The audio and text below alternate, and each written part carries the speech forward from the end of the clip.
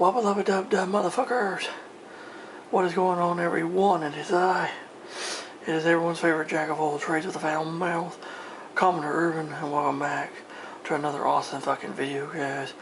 I greatly do appreciate before I do dive in this bitch. Big special shout out to all of you guys, my viewers and my subscribers who stick around watching this shit. That's the reason why I fucking do it, for all you guys, so yeah. And today, as you can see, we have the lovely USS New Jersey herself from Azure Lane in her racer girl outfit. Definitely about ready to spill over in that top, but that's fine. She's got big guns, so you gotta understand. Anyway, the reason I'm showing you this because today we're gonna be talking a little bit about the New Jersey, and no, it's not an update to the model. The next update will be coming pretty fucking soon.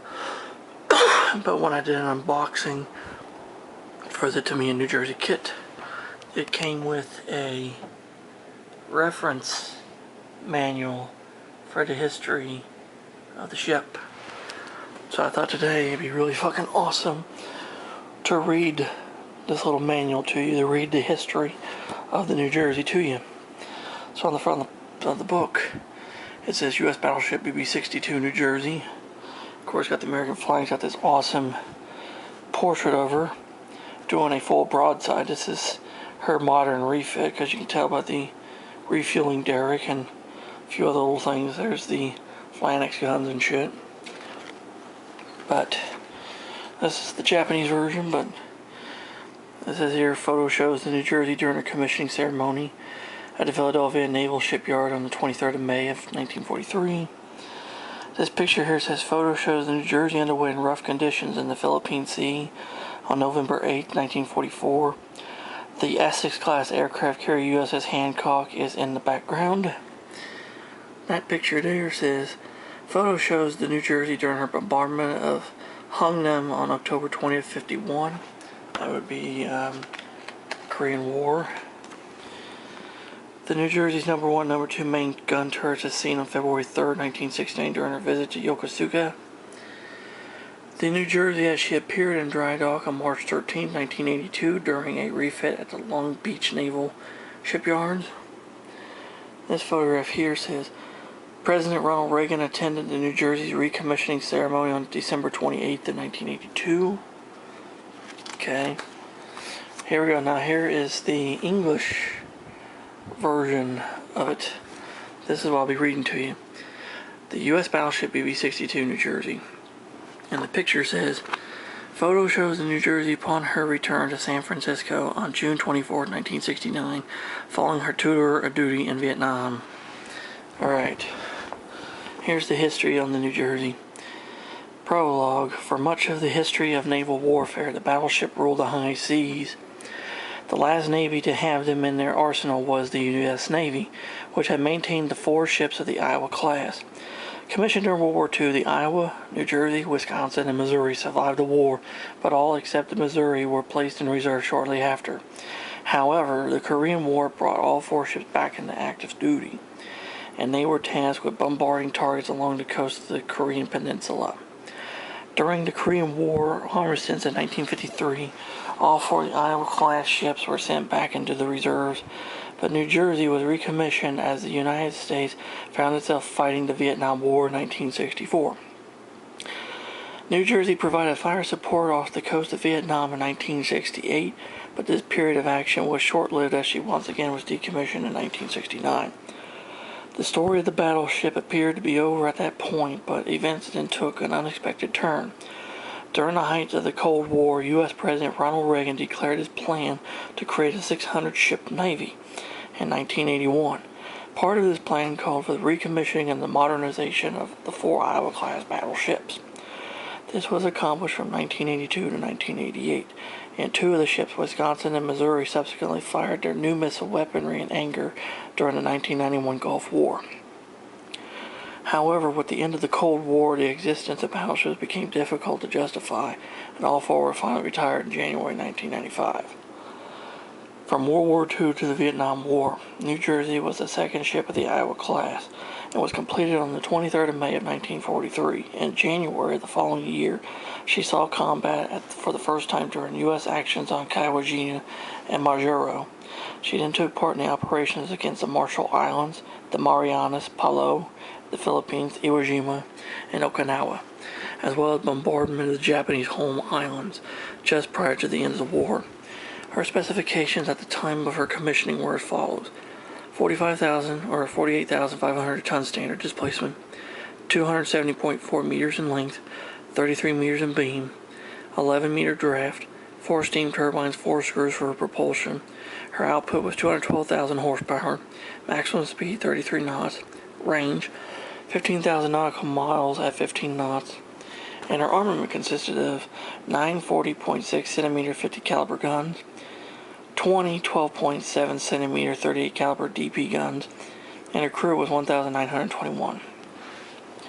The Iowa class ships were first longer than the Japanese battleship Yamato, and they were in fact the longest battleships ever built. On the other hand, their beam dimensions were narrower than that of the Yamato or even the German Bismarck. This long, slim hull design was necessary in order to pass through the Panama Canal, but it also gave them a high speed which allowed them to provide close escort for the U.S. Navy's fast aircraft carrier forces. The New Jersey was commissioned in 1950 to serve in the Korean War, where she bombarded targets such as artillery emplacements, rail lines, bridges, and tunnels. She also suffered the only damage from enemy action in her entire career during this period, when she was hit by coastal batteries at Wonsan. At the end of the conflict, she was once again placed in reserves in 1957, where she sat idle for the next 10 years. Her inactive life was interrupted again in 1968, when the U.S. military thought to utilize the 40.6 centimeter guns of battleships in the Vietnam War. So the New Jersey was selected for recommissioning. She was refitted and upgraded with electronics and a proper flight deck to enable helicopter operations. From September 1968 to March of 1969, she bombarded targets along the coast of Vietnam and in the process expanded 5,688 40.6 centimeter gun rounds and approximately 15,000 12.7 centimeter gun rounds. That's a hell of a lot of fucking bullets, guys. However, her combat effectiveness was called into question in light of the massive costs requiring to operate her. New Jersey soon returned to her home port of Long Beach before being placed back into the reserves at Bremerton in December of 1969. During the period above, I had the opportunity to see the New Jersey when she called in the Yokosuka from January 25th to February 5th, 1969. I had previously seen such supercarriers as the USS Kitty Hawk and USS Constellation, so at first glance the New Jersey did not strike me as being such a large ship. However, her armor, in particular the 4 main gun turrets, left a deep impression. I also had the opportunity to see the captain's quarters and other areas inside the ship and noted the particular construction.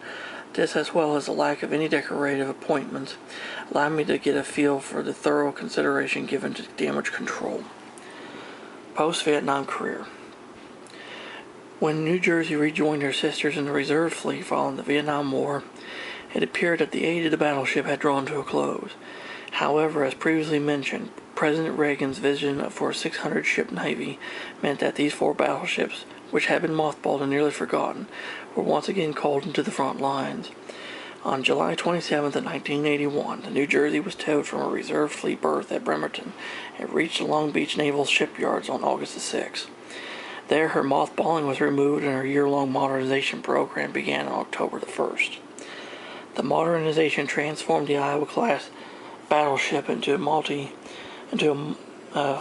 missile-carrying battleship throughout the addition of Tomahawk cruise missiles and Harpoon anti-ship missiles.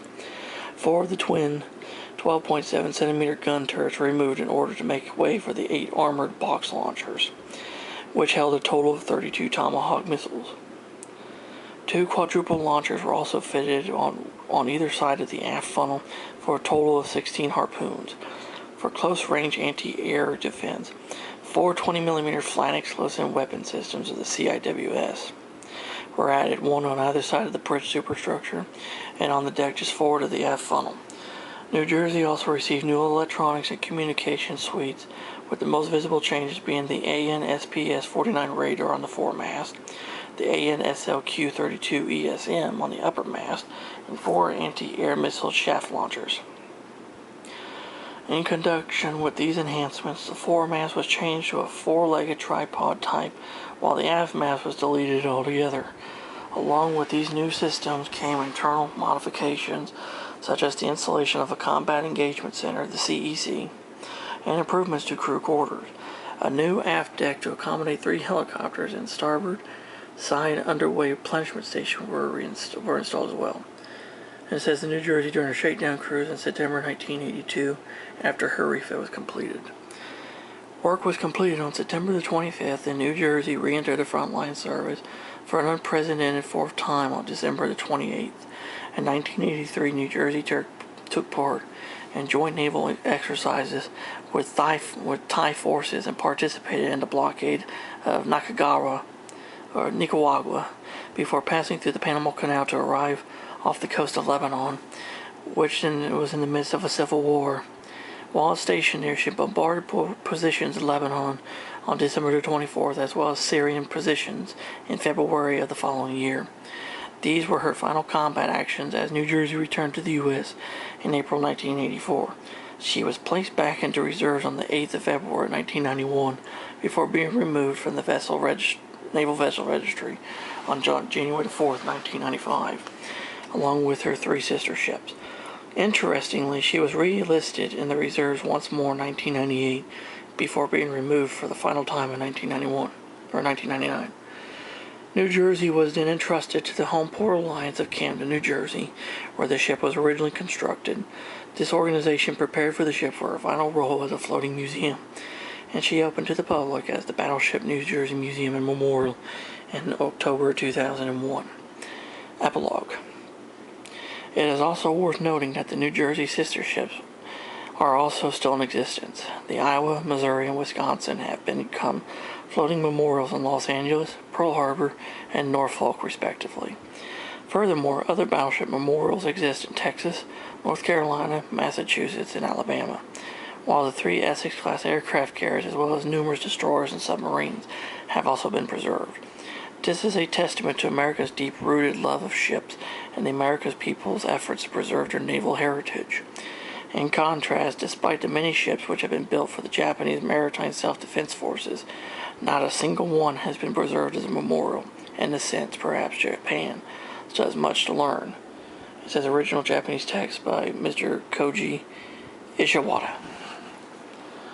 So, there we go. Photo shows the test firing of a Tomahawk cruise missile on May 10, 1983. Photo shows the New Jersey being towed from Bremerton on July 27, 1981 to receive her modernization. Photo shows the New Jersey in the South China Sea while en route to Manila in the Philippines on July 3, 1983. And then, of course, the metamorphosis of the New Jersey, which I don't really have time, of course. We have all that. And then, of course, we have all the different bits and pieces of equipment that made the New Jersey modern. And finally, the New Jersey specifications include, like I said, 45,000 ton standard displacement. Fully loaded displacement is 57,353 tons, 270.5 meters in length, 32.95 meters beam, with 11.6 meter draft, 33 knots total maximum speed, and Westinghouse steam turbines were propulsion with turbine output of 212,000 horsepower. She had 4 screws. She had 8 565 psi boilers. Aircraft included the LAMP-S3 SH-60 BC Hawk helicopters, which is 3, and of course all these other weapons as you can see here. So I hope you guys learned a little something about the Battleship New Jersey. Very interesting little book came with the kit. It's a nice little addition. I hope you guys enjoyed this little moderate history on the Battleship New Jersey. And until next time, this is Commodore Urban saying smooth seas and clear skies. Happy sailing with you. God bless you all. Take care. Stay safe. Be yourselves. Jesus, good Lord, love you all very much. Till next time around, catch your warm trade when the hell anyone knows. And anchors away, motherfuckers. And thank you very much. Ciao.